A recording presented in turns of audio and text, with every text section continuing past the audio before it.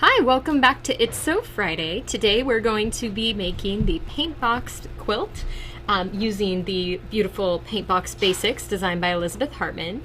Paintbox is a free pattern that you can find on our website at robertkaufman.com. Just if we have any technical issues today, any audio mishaps, or if the internet seems to go in and out, we are definitely working on it and hope to get those all resolved for you soon, so bear with us. But back to the fabric. So Paintbox Basics is a new group. It's shipping to your shops now, 30 different fabrics in a lovely variety of colors.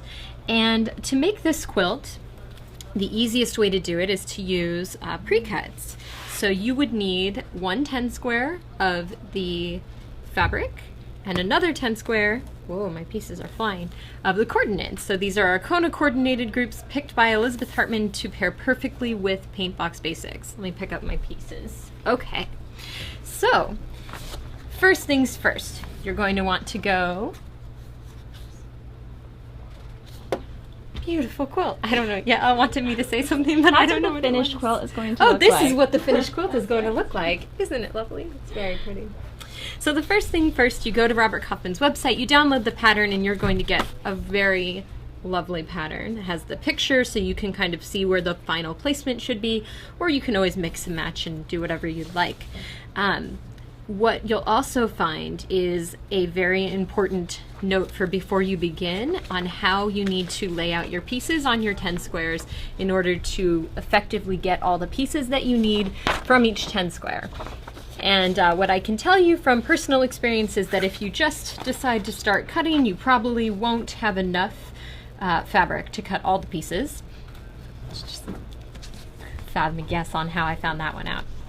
And so what I've found to be kind of helpful is following the diagram.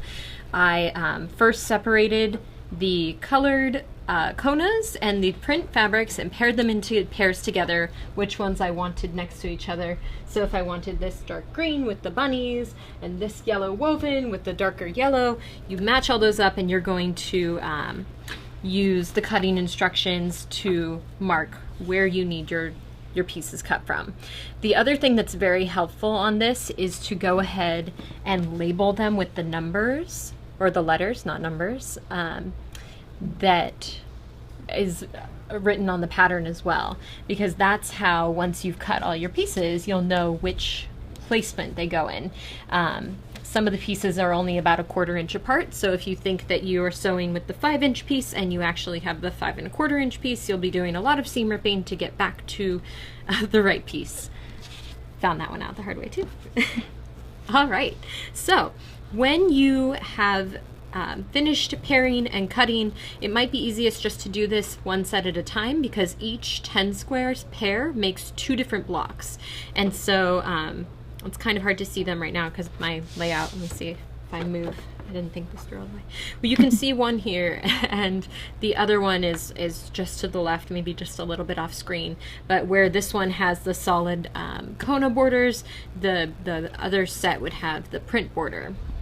And where this one has a solid center, the other would have a print center.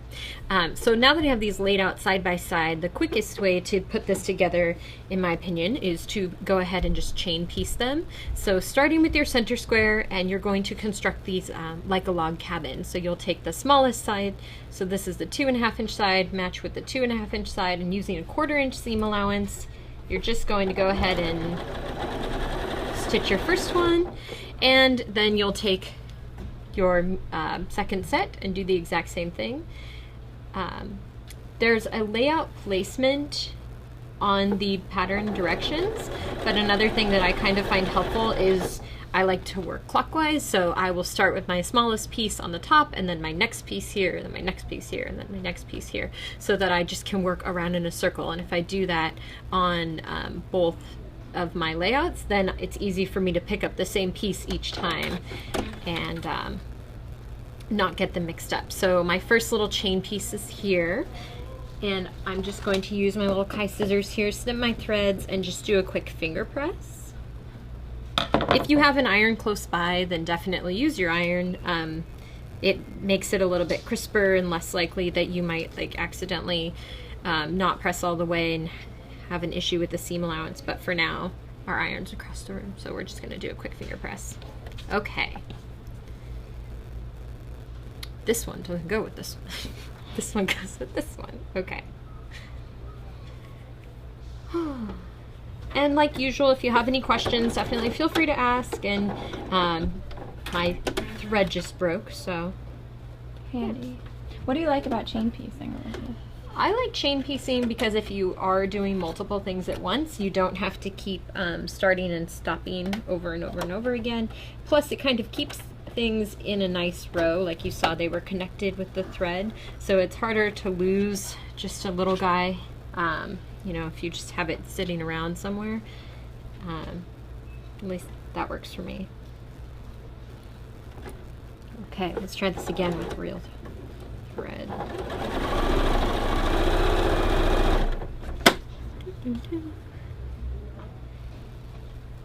So you showed us how to kind of divide up the 10 square, cut it up so you have all the right pieces.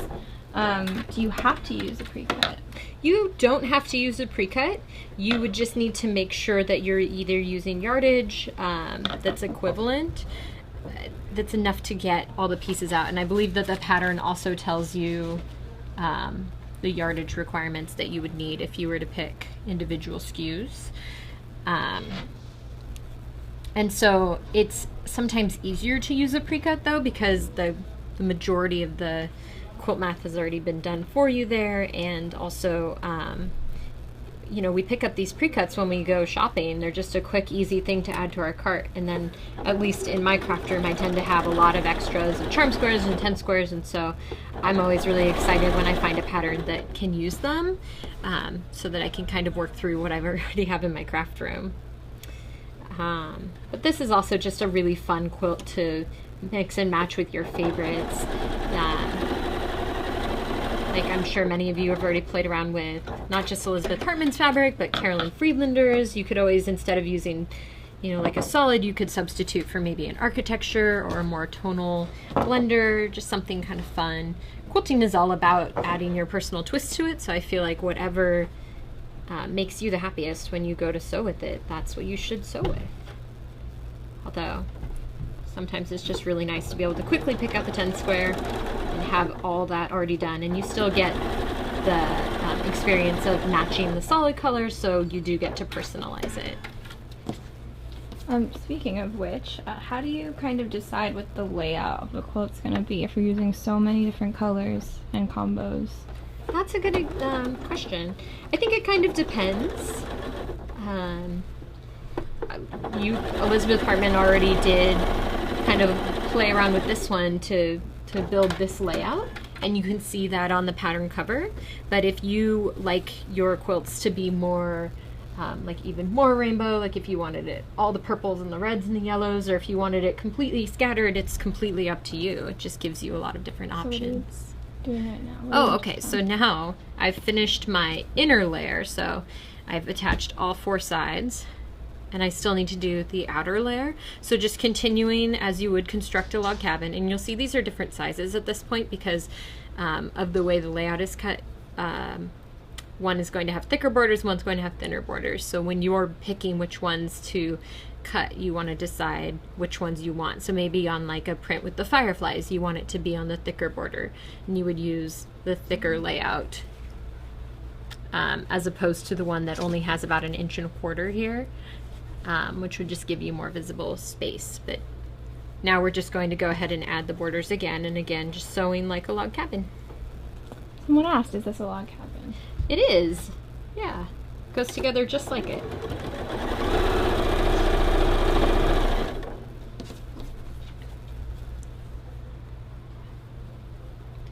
Do you have a favorite print in this bunch? You know what, I really like them all, but the one that I tend to pull the most and use in my own personal projects is probably the Starlight pattern, which is this cute like little star twink. And I know Elizabeth was here last week and she said that one was her favorite too. Or was it this week? It was Monday? It was this week, but it felt like last week because it's been a long time. But she said that one was her favorite as well.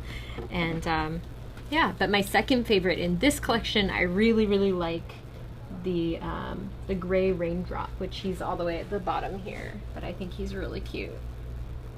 Yeah. And then I also use the woven, this guy a lot. It's just a very good group of basics that plays really well with what you're already sewing with. So I feel like whenever I have a project going, I kind of reach for what's close at hand, and this collection never disappoints. It always pairs really well with everything that I'm sewing. From everything from like a little zip pouch to, I just made the Lepidoptera butterfly quilt. Just the big butterfly for my college roommate's sister's new baby. She doesn't know about that yet, so hopefully she's not watching this. And if she is, surprise! You're gonna have a quilt.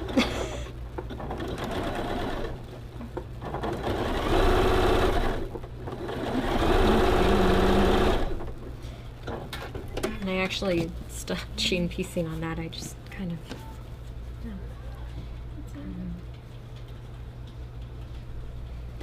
Anyway. So you could probably do this in different sizes if you didn't want massive quilt. Yeah, I mean, all you would have to do to increase your quilt size or decrease your quilt size would just be to make fewer blocks. So when I mentioned earlier, like if you start cutting into your 10 square without really reading the directions and how you won't necessarily get enough fabric for everything, you could likely get enough fabric for a single block that way, which is what I ended up doing. I had a couple when I first started where I wasn't really reading the directions quite right, and so I had enough for one block but not two of each. So so yeah, if you did that, then you would end up with half the number of blocks, and that would be half a quilt, half the size. So very easy to make larger or smaller. And I'm just finishing one real quick so that we can get it pressed and we can show you what the final block will look like, and then I'll finish the other one.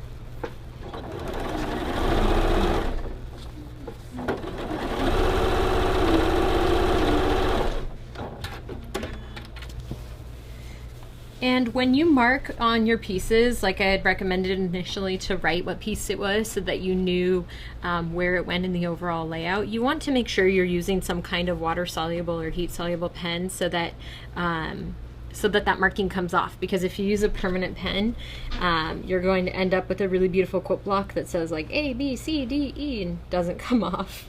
And is maybe not what you're looking for in your quilt. For those who've just joined, this is the Paintbox quilt, made using Paintbox Basics by Elizabeth Hartman and the Kona Coordinating Solids. Paintbox Basics, it's kind of a combination of Roto-Roof and Pacific in plus a new color palette design. With one new design. So it's just an overall great palette with a lot of variety. And we're almost done with our blocks for the day, and you'll see they came together super, super quickly. And we're just going to send this one off. Whoa, I'll lift our foot.